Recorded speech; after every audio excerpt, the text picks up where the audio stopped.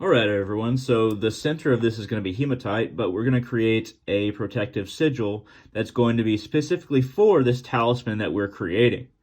So the talisman is going to be a talisman of protection with hematite at its center. There's going to be some other things incorporated in it, but at first, let's go ahead and make a protective sigil. So we're going to write this in all caps. I am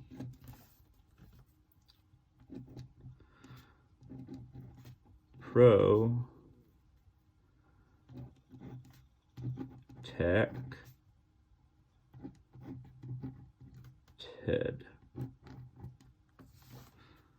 So I'm protected.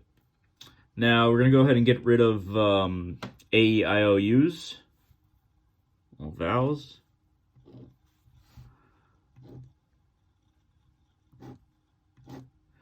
Get rid of all the vowels. And also every letter that's repeated. And what are we left with? M, P, R, T, C, D. Now it's time to play with these letters and see what kind of sigil we can produce. Okay, so let me think. Really, part of it's like not even thinking. You just kind of play with the letters and make different shapes. So we've distanced ourselves from the original statement through a process that is common for creating sigils. So at this point, we can kind of, I want to make a sigil that could be in a circle or a square. So we want it kind of localized. We want everything kind of connected. So let's go with, let's see, I feel like I should do an M here.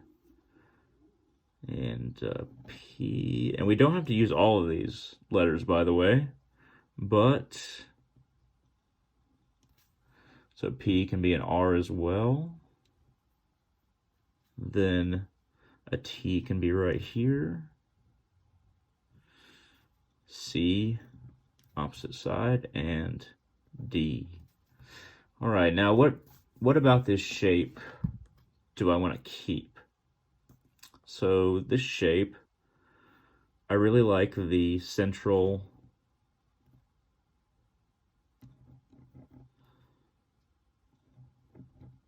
I like that. It feels right somehow. I also like that part of the M, this part of the R, maybe a D down here. Getting closer. This isn't the exact shape that I want, but we're getting closer. So we can kind of use that M part. Is that C?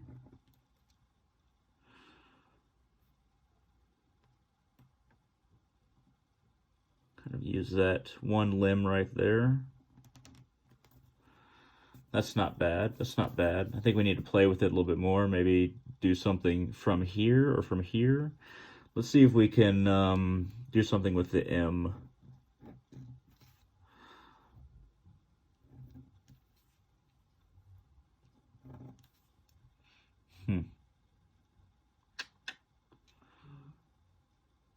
That doesn't feel too right. I think the M might be kind of, we might use part of it. Maybe we can go like this.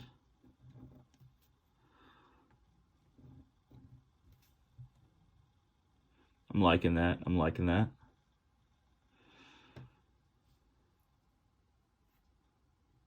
Use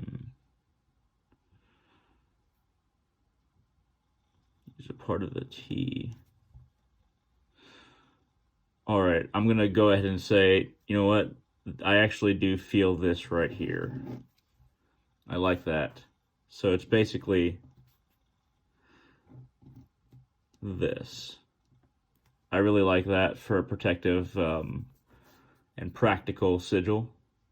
For some reason, so it's in runic sigils, in Elder Futhark, Gebo, partnership, with P, which we get the P from Wunjo. So partnered with joy, but also P represents, the first letter of protection, but partnered with joy. So this feels like both, a basic sigil that we've created, and also a combination of runes. And I kind of like this right there. All right, so we got us some Dove's Blood ink right here. Very good for magical purposes. Often used in Magic. And we're going to write this sigil we just created onto this piece of parchment. I love using parchment, either white or kind of tannish like this. I don't like using brown parchment in general. It's hard for things to stand out. It's hard for things to be solidified within my own mind. So let's go ahead and create that sigil that we just did right now.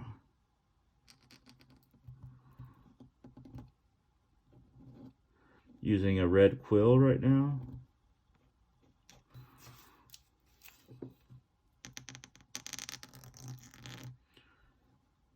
A lot of the ink can be dragged from its previous location. There we go.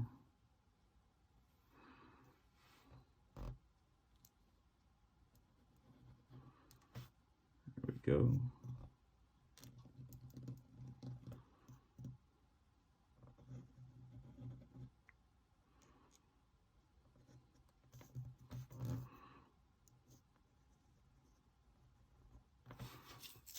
There we are. We have our created sigil. Right there emblazoned in Dove's Blood ink. Alright everyone, we are ready to combine the ingredients. So I have this sigil here. What I'm going to do is place some of this Dragon's Blood White Sage, a little bit of leaf right on top of it, and then kind of fold it. And I actually have a description of everything in it right here. So we have Protection Talisman, Sigil, Special Made, Hematite, Blue Vervain, and Dragon's Blood White Sage. So I'm going to take a couple leaves off this and kind of crumble them up a bit. Doesn't have to be a whole lot. The Dragon's Blood, so I actually really love Dragon's Blood. Like oil, I especially love the incense by him, Dragon's Blood. But I love the oil, and I love White Sage. So Dragon's Blood and White Sage, two of my top favorite things to work with when it comes to plants and herbs and oils. So we're just going to kind of powder that on there. We're just going to kind of fold this up. And we're going to fold the last fold towards me. A little bit fell out, that's okay, as long as there's some in there. Fold it up nice and tight. There we go. So we're going to place that in the bag as well. But first, what we're going to do is place the main ingredient, Hematite, right in there, protection spell. Next, Sigil, tucked right in there. Then, we're going to sprinkle this Blue Vervain, and this is from Lisa's Creations. I got it off Amazon. Blue Vervain, cleansing, healing, love, money, peace, protection, sleep. So I kind of got some I kind of chose this by pure insight. I just spread a bunch of herb packages that I had onto my bed and then just chose one.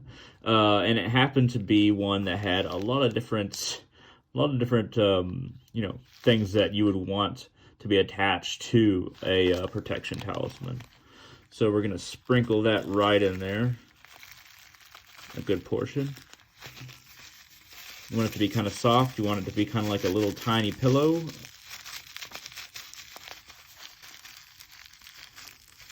There we go. But we don't want it too stuffed. Just about, about a third of the way stuffed.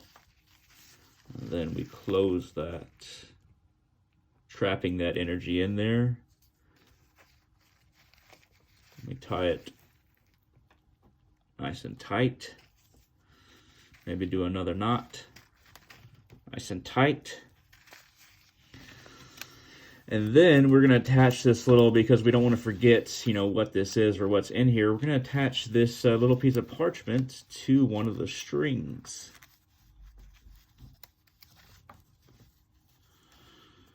Let's attach it to this one right here. And we do have some, this is the most unorganic part of this whole thing, but tape to attach it, but also to kind of laminate that that piece of parchment there. So we're going to kind of bring this around very carefully, very carefully. I'm doing it unmajestically right now. We'll get it, everybody. We'll get it. Don't you worry. All right, we got this. There we go. Some lamination and some attachment.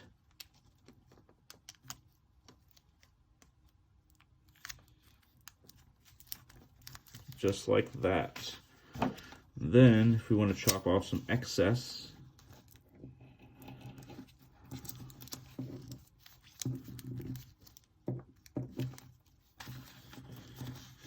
chop off some of that excess tape.